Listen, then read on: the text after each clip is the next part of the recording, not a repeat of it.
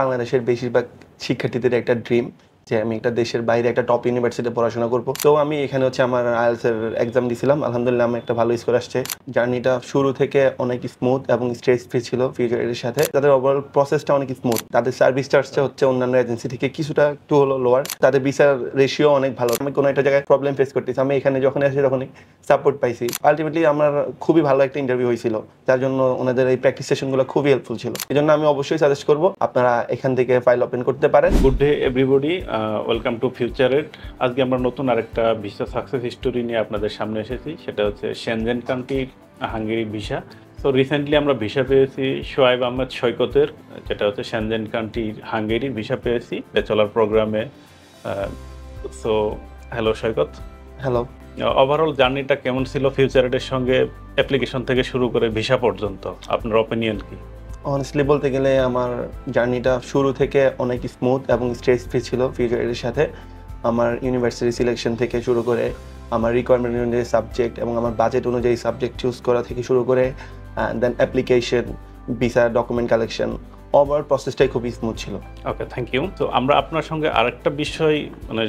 আরেকটা বিষয় জানতে চাইবো যে ফিউচার এড কেন ডিফারেন্ট অন্যান্য স্টাডি অ্যাব্রোডের যে এজেন্সিগুলো রয়েছে সারা বাংলাদেশে, তাদের থেকে আমরা কেন একটু ডিফারেন্ট?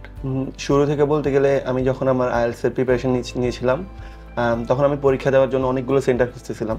তখন আমি ফিউচার এডের সন্ধান পাই এবং তাদের রিভিউ চেক করে দেখছিলাম এগুলো অনেক ভালো রিভিউ দিছে অনেকেই। সো আমি এখানে আমার IELTS এর এক্সাম দিয়েছিলাম। আলহামদুলিল্লাহ আমার একটা ভালো স্কোর আসছে। দেন আমি আমার কান্ট্রি সিলেকশন নিয়ে একটু প্যারা খাইছিলাম। তখন আমি এখানে তাদের কয়েকটা সেশনে অ্যাড হয়েছিলাম। তখন দেখলাম যে কারেন্ট ভিসা রেশিও, দেন ওভারঅল পসিবিলিটিস এবং সুযোগ সুবিধা অনুযায়ী হাঙ্গেরি একটা ভালো ডেস্টিনেশন। আমি যে সাবজেক্টে পড়তে চাচ্ছি, আমার ড্রিম সাবজেক্টও এখানে আছে, ভেহিকল ইঞ্জিনিয়ারিং। সো তখন আমি এখানে কথা বলছিলাম বিশেষ করে মাসুম ভাইয়ের সাথে। তখন আমি জানতে পারি যে এখানে এই সুবিধাগুলো আমাকে দিচ্ছে এবং আমার কাছে মনে হয়েছে তাদের ওভারঅল প্রসেসটা অনেক স্মুথ এবং অনেকটা ট্রান্সপারেন্ট। লাইক তারা আমাকে ইমেল অ্যাক্সেস দিবে অ্যান্ড তাদের সার্ভিস চার্জটা অন্যান্য এজেন্সি থেকে কিছুটা একটু হলো লোয়ার। অ্যান্ড দেন তাদের ভিসার রেশিও অনেক ভালো, তাদের যতগুলো ফাইল প্রসেস করছিল। দ্যাটস ওয়াই আমার কাছে মনে হয়েছে যে এটা একটা ভালো, আমার জন্য এটাই সলিড চয়েস। এই জন্য আমি ফিউচার এডকে চুজ করছিলাম। ওকে, থ্যাংক ইউ। আরেকটা বিষয় আমরা জানতে চাচ্ছি যে আমরা অনেক সময় বিভিন্ন এজেন্সি স্টুডেন্টকে ইন্টারভিউর জন্য গ্রুমিং করানো হয় না, কিন্তু আমরা এখানে সর্বোচ্চ সাপোর্ট দিয়ে থাকি। IELTS এর এক্সিস্টিং ট্রেনার দ্বারা আমরা স্টুডেন্টকে ট্রেন আপ করি। এই বিষয়টা আপনার কাছে কেমন লেগেছে? হ্যাঁ, এটা খুবই একটা ভালো বলতে গেলে অনেকেরই স্পিকিংয়ে প্রবলেম থাকে। লাইক অনেক IELTS থাকে না, যেহেতু হাঙ্গেরিতে উইদাউট IELTS অ্যাপ্লিকেশন করা যায়। তো আমার ক্ষেত্রে বলতে গেলে আমার অতটাও দরকার ছিল না, যেহেতু আমার IELTS অলরেডি একটা ভালো স্কোর ছিল, আমি স্পিকিং ফ্লুয়েন্সিও ছিল মোটামুটি। সেই ক্ষেত্রে আমি জাস্ট 2-3 দিন একটু আমার প্র্যাকটিস সেশনে করছিলাম। সো আলটিমেটলি আমার খুবই ভালো একটা ইন্টারভিউ হয়েছিল, যার জন্য ওনাদের এই প্র্যাকটিস সেশনগুলো খুবই হেল্পফুল ছিল। Thank you. লাস্ট আরেকটা কোশ্চেন আমি আপনাকে করতে চাই, সেটা হচ্ছে যে আপকামিং স্টুডেন্ট যারা দেশের বাইরে পড়ালেখার জন্য যেতে চাচ্ছে, তাদের জন্য আপনার সাজেশন কি, যে ফিউচার এডের থ্রুতে তারা কিভাবে কি করবে, এই ধরনের সাজেশনটা কি? বাইরে পড়াশোনা বাংলাদেশের বেশিরভাগ শিক্ষার্থীদের একটা ড্রিম যে আমি একটা দেশের বাইরে একটা টপ ইউনিভার্সিটিতে পড়াশোনা করব। সেক্ষেত্রে অনেকগুলো বাধা আসে। ফার্স্ট অফ অল, আমরা যেহেতু বাংলাদেশি, আমাদের জন্য বেশিরভাগ দেশেই ভিসার ইস্যু খুবই লো, যার জন্য আমাদের কান্ট্রি সিলেকশনটা হতে হবে খুব ওয়াইজলি, যাতে কোন কান্ট্রি ভালো ভিসা দিচ্ছে। বিশেষ করে বলতে গেলে আমি যখন হাঙ্গেরিটা চুজ করছিলাম, তখন এটা ভিসার ইস্যু ছিল মোর দেন 90%।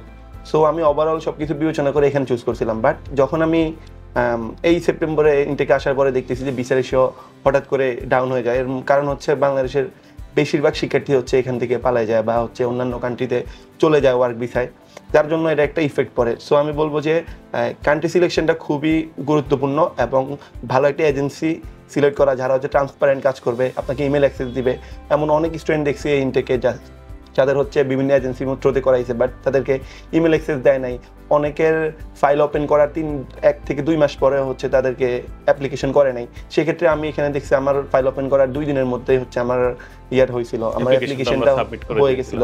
দেন আমার ডকুমেন্টগুলো খুব ফাস্ট আমি রেডি করে ফেলতে পারছিলাম। এখন আমার যখনই মনে হয়েছে যে আমি কোনো একটা জায়গায় প্রবলেম ফেস করতেছি, আমি এখানে যখন আসি তখনই সাপোর্ট পাইছি থ্রো কল অথবা সরাসরি ভিজিটের মাধ্যমে। সো আমার কাছে মনে হয়েছে যে এটা খুবই একটা ট্রান্সপারেন্ট একটা এজেন্সি এবং খুবই ভালো একটা ওভারঅল কোয়ালিটির দিক থেকে। এই জন্য আমি অবশ্যই সাজেস্ট করব আপনারা এখান থেকে ফাইল ওপেন করতে পারেন। আমার যেহেতু অলরেডি ভিসা পাইছি ওদের মাধ্যমে, তো আমি বলতেই পারি তাদের মাধ্যমে ফাইল ওপেন করাটা একটা ভালো ডিসিশন হতে পারে। ওকে, থ্যাংক ইউ। আমরা আপনার পাসপোর্টে ভিসা কপিটা দেখতে চাচ্ছি। সো পাসপোর্টের সেনজেন কান্ট্রির ভিসা কপিটা নিশ্চয়ই দেখতে পাচ্ছি। Thank you. আমরা আপনার ফিউচারের এবং কি আপকামিং যে জার্নিটা আছে এটা একটু ভালো হোক, শুভ হোক, ভালোভাবে ক্লাস করেন ইনশাল্লাহ। সো আশা করি আপনার স্টাডিটা ভালোভাবে কমপ্লিট করেন। ওভারঅল জার্নিটা আমাদের সঙ্গে আলহামদুলিল্লাহ ভালো হয়েছে এবং কি আমি আপনাকে শুভকামনা জানাচ্ছি এবং কি অভিনন্দন জানাচ্ছি। Congratulation for your success. Thank you. আপনাদের সাহায্যের কারণে হয়তো বা আমি আমার ভিসাটা পাইছি এবং আমার বাবা মায়ের চেষ্টা সব মিলে আলহামদুলিল্লাহ। আমার জন্য দোয়া করবেন যাতে আমি আমার ফিউচার ড্রিমটা ফুলফিল করতে পারি।